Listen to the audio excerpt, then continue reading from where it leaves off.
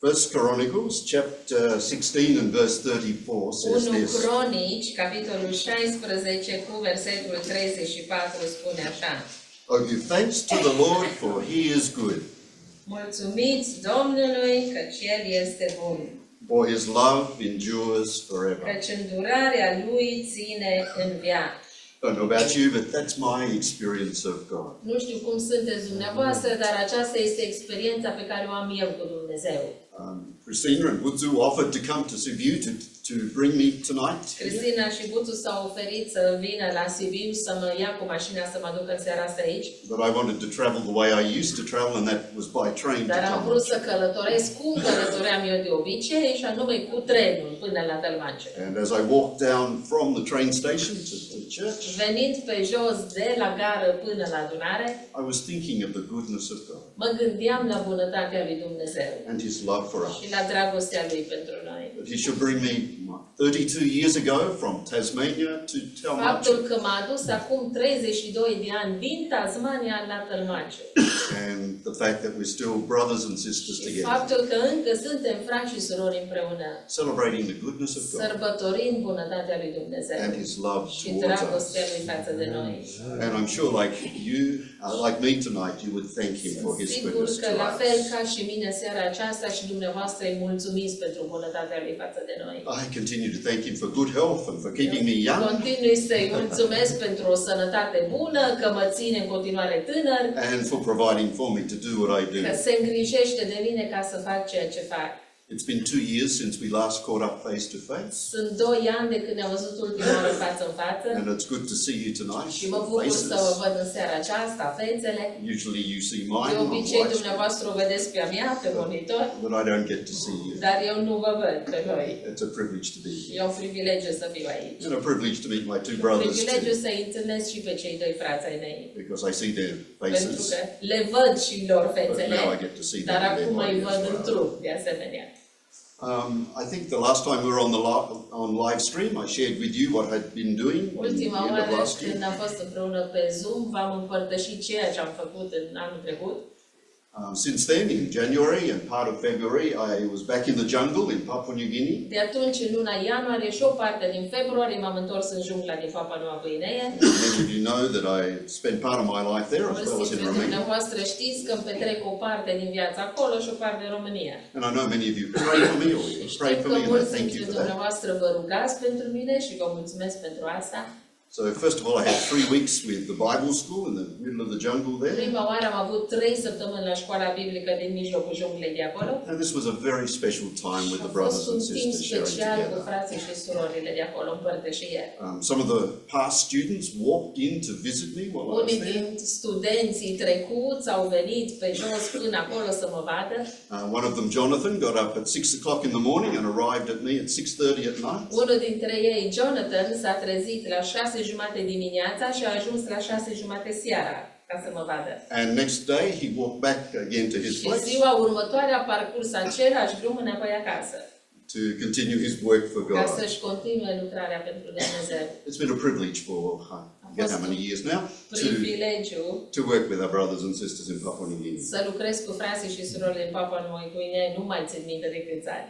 After 3 weeks at the Bible school, I went with a friend of mine to visit some of our past students who live in a further away După place. cele 3 săptămâni petrecute la școala biblică, am plecat cu unii dintre frați ca să vizitez foști studenți în locurile în care se află ei. To walk there would take probably 10 days. Și ca să mergi pe jos până la ei, îmi luau probabil vreo 10 zile. Obviously, I can't walk that far, Vă dați seama că nu pot să merg așa de mult. but we went in a small plane to that place. Dar am mers cu un avion mic acolo. And the pilot said, if they haven't cut the grass on the airstrip, we are not going to land. Pilotul mi-a spus, dacă n-au tuns iarba pe pista de aterizare, nu putem ateriza. They hadn't cut the grass, but they did land. Ei n-au tuns iarba, dar totuși a reușit să aterizăm. But they said, we're not coming back to get you. Pilotul i-a spus, nu mă mai întorc după voi. And I said, well, what if I die? Will you come then? Și a spus, da, dacă mor, vii după mine. They said, we'll make an exception. Și a spus, facem o excepție pentru asta. It was a very special time in this area, near the Indonesian border. A fost un timp foarte deosebit în zona aceea, lângă granița cu Indonezia. a very isolated place. Un loc foarte izolat. But we have many Creștine după Evanghelie churches there. Dar avem multe biserici creștine după Evanghelie acolo. I met some of our past students. Am întâlnit pe unii dintre studenții din trecut. One of them I met that morning, but that night he was supposed to come and eat with us, but they said that he was sick. Pe unul dintre ei îl văzusem dimineața, seara trebuia să vină să ia masa cu noi, dar n-a mai venit și mi s-a spus că e bolnav. Next morning, Desmond, my friend, and I went to see him. Dimineața următoare, eu și cu prietenul meu Desmond i-am dus să-l vizităm. And the change in one day was just incredible. Și schimbarea care s-a produs în el într-o singură zi a fost incredibilă. He was very, very sick. Era foarte, foarte bolnav. You could see every bone in his body. Și puteai să-i vezi fiecare os din trup. Like we used to say, he could have been from Somalia. Cum ziceam noi, ziceai că e din Somalia, arăta ca unul din Somalia. It was obvious that he was very sick. Și era evident faptul că e foarte bolnav. The local clinic didn't have any supplies. Clinica locală nu avea medicamente. And so there was a place about down the end of the airstrip where you could call on the telephone. Și era un loc de la capătul pistei de avion de unde puteai să suni la telefon. Just in this one place, so I called my friend who was a doctor in Tasmania. Era un singur loc unde primeai semnal. Am sunat pe prietenul meu doctor din Tasmania. And he said, "What antibiotics have you got?" Și mi-a spus ce antibiotici aveți. And I told him what I had. Mi-am spus ce am.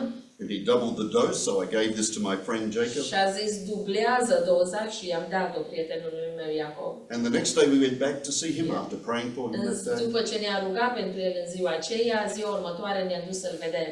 It was amazing that God had healed him A through this fost service. uimitor faptul că Dumnezeu l-a vindecat prin medicamentul And acela. again, we saw the hand of God in that we were there at that Din nou am right time. văzut mâna lui Dumnezeu prin faptul că noi am fost acolo chiar în momentul acela.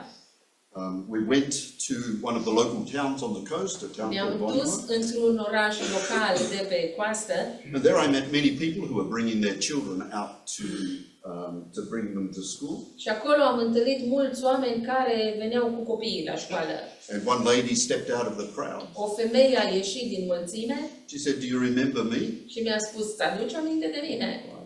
I see many faces in my lifetime. Vă dați seama că în timpul vieții mele am văzut multe fețe peste tot. And she explained that she was one of our students about 20 years ago. Și ea mi-a explicat că a fost una din studentele de la școala biblică acum vreo 20 de ani. Her husband Tom had come as a student, Soțul ei, Tom, venise acolo ca student and he was a very special man. și el a fost un om foarte deosebit. We had prayed for this lady just the week before Ne-am rugat pentru femeia aceasta chiar cu o săptămână înainte in the Bible school. la școala biblică. Because her husband, after he went home, he served the Lord. Pentru că după ce s-au întors acasă, soțul ei a slujit Domnului. One day he was out hunting with the brothers with bows and arrows. Într-o zi era la vânătoare cu frații, cu arcul și săgeata. And an arrow actually went and he died. O săgeată l-a nimerit pe el și a murit. But this sister, who lived in a very isolated place, had continued walking with the Lord. Dar sora aceasta care locuia într-un loc foarte izolat a continuat să umble cu Domnul. So I just wanted to bring you greetings tonight from your brothers and Vreau sisters să in vă Papua aduc New Guinea. salutări în seara aceasta de la frații și surorile din Papua Noua Guinee. And thank you for your continued Și să prayer. vă mulțumesc că continuați să vă rugați pentru ei. Greetings from your brothers and sisters in Tasmania and Australia. Salutări de la frații și surorile din Tasmania, Australia. This week I went on a mini tour of Romania. Săptămâna aceasta am făcut un mini tour al României. I was in Cluj to visit a friend Aura Am on fost Monday în night. Cluj luni seara să vizitez o prietenă Aura. And on Tuesday to Friday I was in Siret. Apoi de marți până vineri am fost la Siret. And the family Marianchuk, some of you know, Familia send their greetings. Marianciuc, pe care unii o cunoașteți, vă transmite salutări.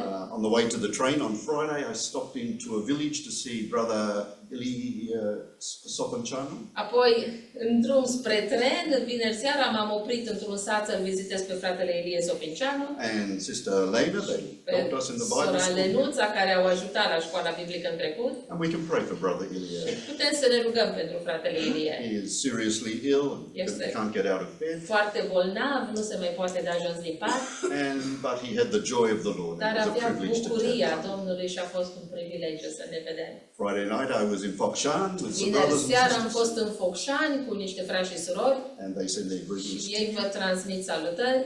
And yesterday I met a young man that I met in Spain, in Ploiești. Ieri am întâlnit un tânăr pe care l-am cunoscut în Spania, în Ploiești. And so it's been a wonderful week. Deci a fost o săptămână minunată vizitând oameni. Surely our God is good. Cu siguranță Dumnezeul nostru este bun cu noi. His love continues. Dragostea Lui, îndurarea Lui continuă pentru noi. You have your work to do for God. Voi aveți lucrarea voastră de făcut pentru Dumnezeu. I have my work to Eu do am for Him. lucrarea mea de făcut pentru El.